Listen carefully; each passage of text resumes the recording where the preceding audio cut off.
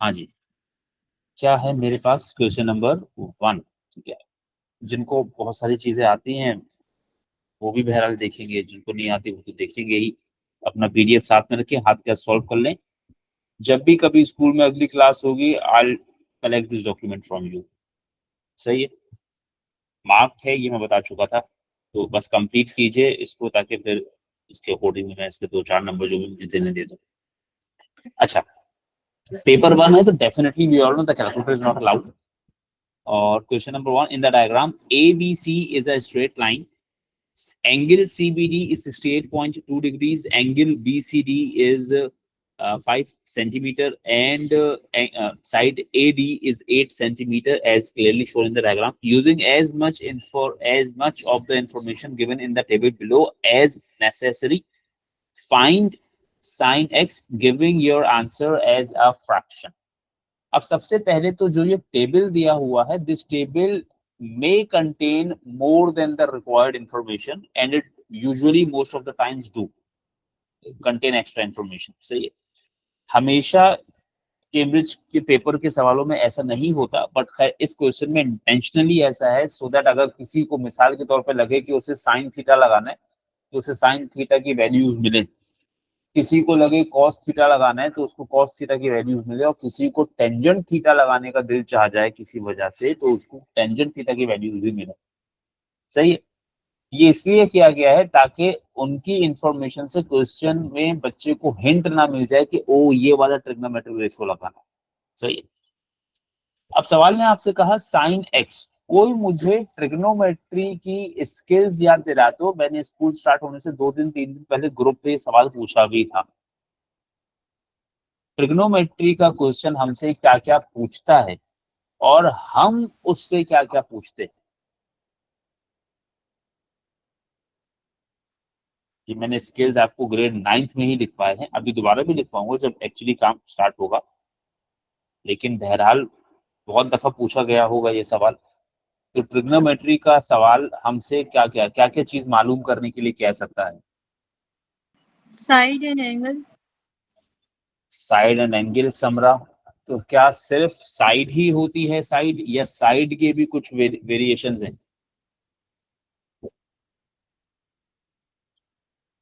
Side और angle तो होता है, ठीक, इतना जवाब सही है, बट क्या साइड के भी कुछ और वेरिएशंस बनाए हुए हैं हमने? सर हाइपोटेन्यूज, ऑपोजिट और एडजेसेंट। वो तो साइड ही हो गया ना महत।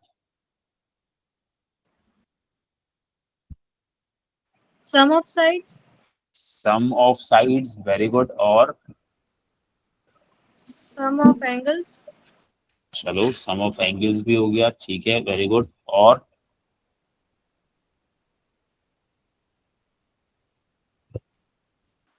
Difference of sides and angle.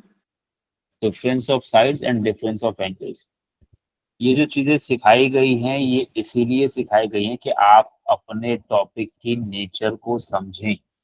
सही है, मेरी कोशिश होती है डेफिनेटली, हमेशा तो मैं पूरा नहीं कर सकता उसको, हर टॉपिक में मुमकिन भी नहीं है, खैर ना ही मैंने उतनी मेहनत की हर टॉपिक पे। ठीक है, बहुत सारे लोगों ने खैर बहुत अच्छा पढ़ाते हैं जो लोग, बहुत मेहनत की हुई उन लोगों ने, हर चीज के स्किल्स बना के रखे हुए, टेक्निक्स बना के रखी हुई। ठीक है, हमने अपनी दानिश में जितनी हो सकता उतनी बनाई हुई है। Trigonometry is one of the difficult topics, उसमें हमने ये किया हुआ है, हर टॉपिक उतना मुश्किल नहीं है उसमें हम नहीं कर सके। आप जब भी ट्रिग्नोमेट्री पढ़ रहे हैं, पहली चीज कोई भी टॉपिक पढ़ रहे हैं, कोशिश करें उस टॉपिक का एक पोस्टमार्टम बना लें कि भाई ये टॉपिक आपसे किस किस तरह से मजाक करता है, किस किस तरह से आपसे सवाल करता है, और आपको इस टॉपिक को हैंडल करने के लिए इससे क्या क्या क्रॉस क्वेश्चनिंग करनी है। जब भी कोई टॉपिक, डेफिनेटली आज आप पढ़ेंगे 2 महीने बाद दोबारा भूल जाएंगे, तो वो पास्ट पेपर जब करा रहे वहीं पर लिख ले उसमें उसके स्किल्स के, यार इस टॉपिक के ये स्किल्स हमें सिखाए गए थे। ठीक है, मैं इस टॉपिक का पास्ट पेपर करने बैठा हूँ, स्किल्स के बगैर कर रहा हूँ, तो सीधी सी बात है ऊट पटांग किस्म के हाथ पांव चला जाए। तो जब भी आप कोई टॉपिक पढ़ रहे हैं, रिव्यू कर रहे हैं, तैयारी करनी है उसकी, उसका एक अगर स्किल सेट बनाया हुआ है वो लिख लें अपने पास, जब भी टॉपिक करने बैठे पहले उस स्किल सेट को गो थ्रू करें। तो ये चीजें होंगी हमारे साथ इस पेपर में मोस्ट ऑफ द टाइम्स, और हमें इस तरीके से उसको काउंटर करना है। और फिर उसके बाद करना शुरू करें। एक वक्त आएगा डेफिनेटली फिर आपको चीजें याद रहना शुरू हो जाएंगी। स्टूडेंट से ये एक्सपेक्ट करना कि उन्हें फौरन ऑन द स्पॉट चीज याद आ जाए, डेफिनेटली बहुत ज्यादती है। क्योंकि अब मैं तो सिर्फ मैथ्स ही पढ़ा रहा हूँ, सुबह शाम दोपहर रात, फजर में, तहज्जुद में, हर वक्त। आप तो हर वक्त मैथ्स नहीं पढ़ रहे ना, आपको केमिस्ट्री जैसी उतना क्या कहना चाहिए, मुश्किल चीज भी पढ़नी है, फिजिक्स भी पढ़नी है, और भी चीजें पढ़नी है। तो लिख लिया करें चीजें, यकीनी सी बात है, ये एक्सपेक्ट नहीं किया जा सकता कि आपको चीज याद रहेगी। तो सवाल हमसे साइड्स पूछता है, या डिफरेंस ऑफ साइड्स पूछता है, या सम ऑफ साइड्स पूछता है। यही कहीं साइड में लिख लिया आपने, इसी पेपर में पीछे कहीं लिख लिया। और सवाल आपसे एंगल्स पूछता है, डिफरेंस ऑफ एंगल्स पूछता है, या सम ऑफ एंगल्स पूछता है। हम एक ही सवाल पूछते हैं सवाल से, और क्या है वो सवाल जो हम पूछते हैं?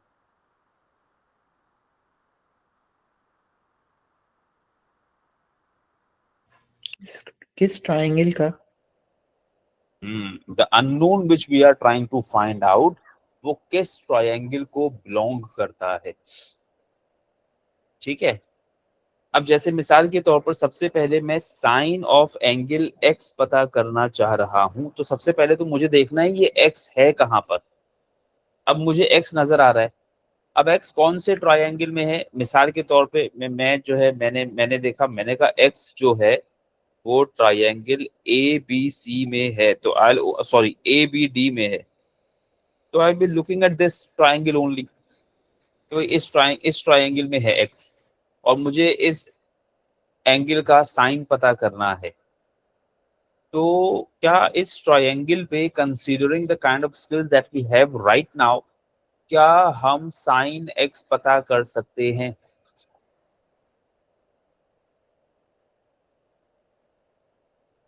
अपने स्किल्स को जितना सीखा है उतना ध्यान में रखते हुए, क्या हमें इस एंगल का साइन एक्स पता करना आएगा?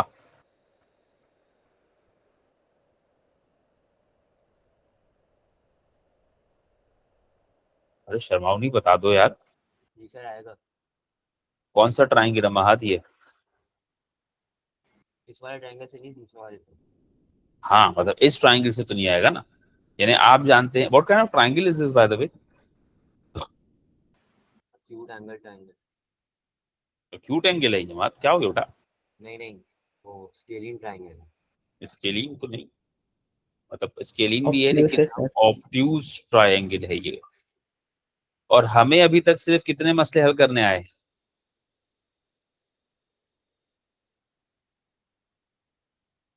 हमें अभी तक सिर्फ कौन से ट्रायंगल का मसला हल करना आता है? Right angle triangle. Right angle triangle का। सही है, तो हमें फिलहाल ऑब्ट्यूज ट्रायंगल के मसले हल करने नहीं आते। Paper 1 is all about right angle triangles. तो फिर मुझको क्या करना पड़ेगा, मुझे दूसरा ट्रायंगल कंसीडर करना पड़ेगा, which is going to be triangle A C D. This is the triangle which I am going to consider, and I'll definitely be ignoring that line from B to D. सही है। अब क्योंकि भाई मैं तो जो है वो इस वक्त एक अपना कंप्यूटर लेकर टाइप का लेकर बैठा हुआ हूँ, तो मैं तो इसमें बहुत सारी चीजें कर सकता हूँ। मैंने कहा चलो जी तुम चले जाओ यहाँ से, ये लो। मैंने अपनी जिंदगी ऐसे आसान बना ली। सही है, आई बात समझ में? मैंने अपनी जिंदगी ऐसे आसान बना ली। बट डेफिनेटली हम लोग पढ़ाते वक्त अच्छे लगने के लिए ये बहुत सारे करतब दिखाते हैं। ये करतब आप पेपर में नहीं दिखा पाएंगे। यानी अभी तो मैं पढ़ा रहा हूँ, अभी तो मुझे हीरो भी बनना है कि मुझे बच्चों को लगे कि क्या बात है, बेहतरीन, दुनिया का बेहतरीन टीचर हूँ। सही है, तो मैं ये सब करतब दिखाऊंगा, आप कहेंगे वाह यार क्या पढ़ाया सर ने, क्या जबरदस्त समझ में आ गया। लेकिन असल में सर ने जबरदस्त पढ़ाया नहीं, सर ने असल में सिर्फ बेवकूफ लोगों को थोड़ा सा और बेवकूफ बना दिया। आप क्या पेपर में ये वाला एडवांटेज उठा सकते हैं? नहीं। आपको पेपर में इतनी साफ सुथरी डायग्राम्स मिलेंगी? नहीं। आप क्या वहां जाकर वाइटो फेर देंगे डायग्राम पे? डेफिनेटली नहीं करेंगे आप ये काम। सही है, तो आपको तो उस लाइन के मौजूद रहते हुए मसले हल करने सीखने थे, सिखाए भी वैसे ही जाने चाहिए। तो अगर मैं ये मिटा रहा हूँ तो ठीक है, मैं आप लोगों को बेवकूफ तो अच्छा बना रहा हूँ, लेकिन असल में तो मैं आपके स्किल्स किल कर रहा हूँ। ठीक है, तो उस लाइन के रहते हुए ही आपको बस अपना रिक्वायर्ड चीज देखना आना चाहिए ना। जितनी आपको जरूरत है उतना आपको देखना है बस, बाकी चीजें मौजूद हैं, हुआ करें। ठीक है, तो खैर मैंने हाईलाइट किया हुआ है, मेरी स्क्रीन शायद अपडेट नहीं हो रही। ACD मैंने जो है वो ट्राइंगल हाईलाइट किया हुआ है। मुझे साइन ऑफ एक्स पता करना है, तो पूरा राइट एंगल ट्राइंगल हमने कंसीडर किया, उस पर ट्रिग्नोमेट्रिक रेशो अप्लाई करेंगे, कौन सा वाला, साइन एक्स वाला। और उसने साफ साफ कहा है कि आंसर फ्रैक्शन में दीजिएगा, ऐसी बात है। सवाल ने हमें साफ साफ कहा है आंसर फ्रैक्शन में दीजिए। अब जब सवाल ने आपसे पहले ही कहा ना साइन का, तो लिख ही नहीं पा रहा हूँ कुछ, हद है भाई।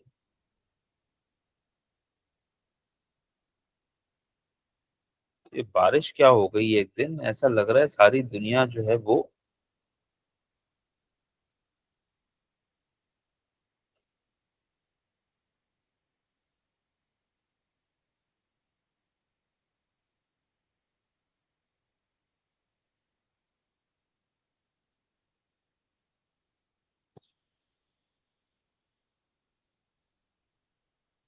मेरी आवाज आ रही है वापस?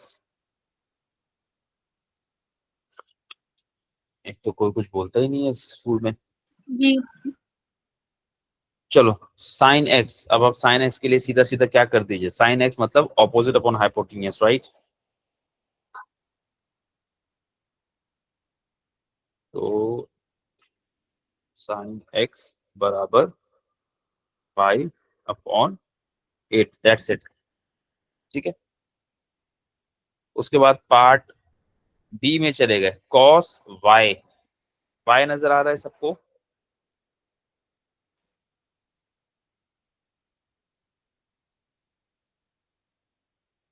बोलो भाई, वाई सबको नजर आ रहा है? जी। जी सर। अच्छा, अब वाई किस तरह का एंगल है, एक्यूट की ऑब्ट्यूज? ऑब्ट्यूज। ऑब्ट्यूज। और डेफिनेटली हम कॉस वाई को as a ratio of two sides mention नहीं कर पाएंगे,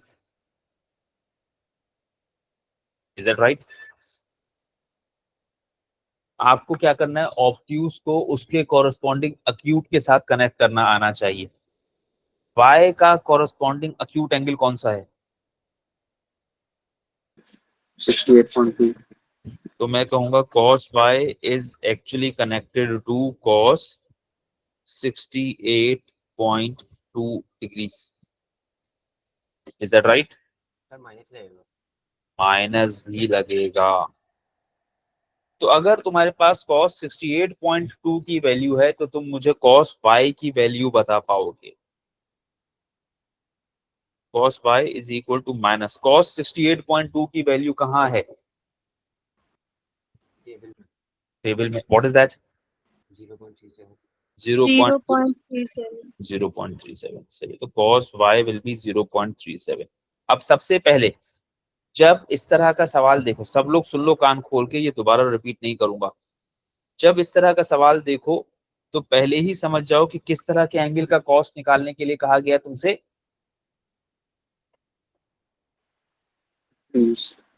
ऑब्ट्यूज। तो तुम्हें फौरन समझ में आ जाना चाहिए I am going to get a negative value, या I should be getting a negative value.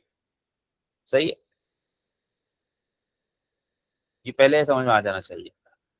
एक बात ये, दूसरी बात ये, भाई हमने आपसे सीधा सीधा कॉस वाई पूछा है, वाई नहीं पूछा है। अब यहाँ पर जबरदस्ती की मेहनत करके y is equal to cos inverse of -0.37, ये करने की जरूरत नहीं है, क्योंकि एक तो ये पूछा नहीं है, दूसरा पेपर 1 में कभी भी इनवर्स ट्रिग्नोमेट्रिक फंक्शन पूछे नहीं जाते।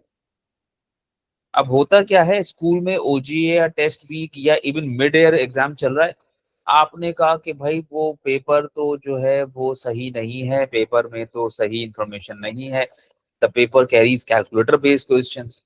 क्लास में जो है इन्विजिलेटर खड़ी थी बेचारी, कोई उर्दू या इस्लामियत के टीचर, उसने कह दिया अरे मेरे लाल मेरे पीले मेरे बच्चे, चल कोई बात नहीं, तू पेपर 1 में कैलकुलेटर यूज कर ले। हमने कैलकुलेटर यूज करके y equal to cos inverse -0.37 निकाल दिया, क्योंकि हम तो आइंस्टाइन है, पेपर बनाने वाला तो बेवकूफ है। तो ख्याल रखिएगा भाई कि पूछा ही नहीं है एक चीज आपसे।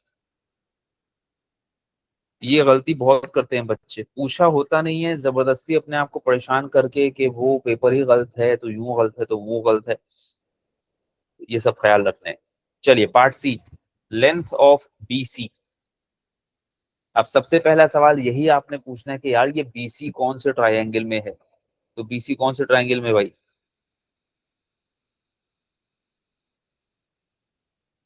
यार तुम लोग बोलते नहीं हो तुम लोग बस। ट्राइंगल Class में- BDC, हाँ, और किस तरह का ट्रायंगल है ये? राइट एंगल एक- ट्राइंगल। Right angle triangle. क्या राइट एंगल ट्रायंगल में एक साइड पता करनी है तो क्या क्या चीजें पढ़ी हैं हमने? हमारे पास एंगल B पड़ी हुई है और DC की लेंथ मिली हुई है। अरे नहीं, पढ़ी भी नहीं, हमने पढ़ी हुई क्या क्या है।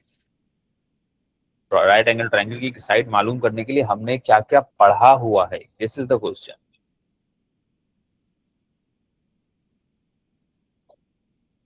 राइट एंगल ट्रायंगल की साइड पता करने के लिए हमने क्या क्या पढ़ा हुआ है, ये है सवाल। दो साइड्स और एक एंगल और एक साइड। यार हदी हो गई, हदी हो गई है, मतलब हदी हो गई, पता नहीं। हमने ट्रिग्नोमेट्रिक रेशियो और पाइथागोरस थ्योरम पढ़ा हुआ है, ये है सवाल कि हमने क्या क्या पढ़ा हुआ है। सही है, दिस वाज द क्वेश्चन। तो क्या मैं इस पे पाइथागोरस थ्योरम अप्लाई करूं? नहीं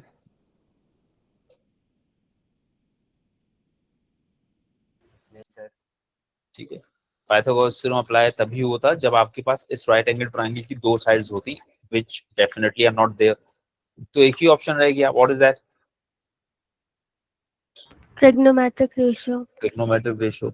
And considering the kind of acute angle I am given, I have to actually find out the value of adjacent and I am given the opposite. कौन सा वाला trigonometric ratio हम लोग apply करने जा रहे हैं? Tan.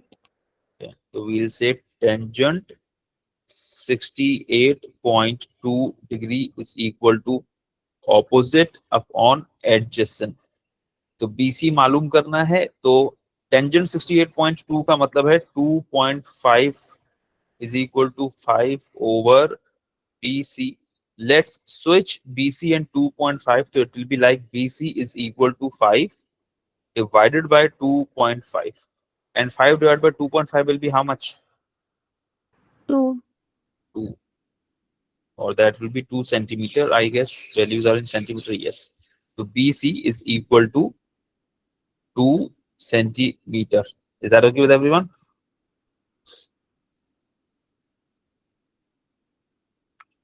समझ में आ गई बात? जी. जी सर। इसमें कोई सवाल यहाँ तक किसी का तो बता दो।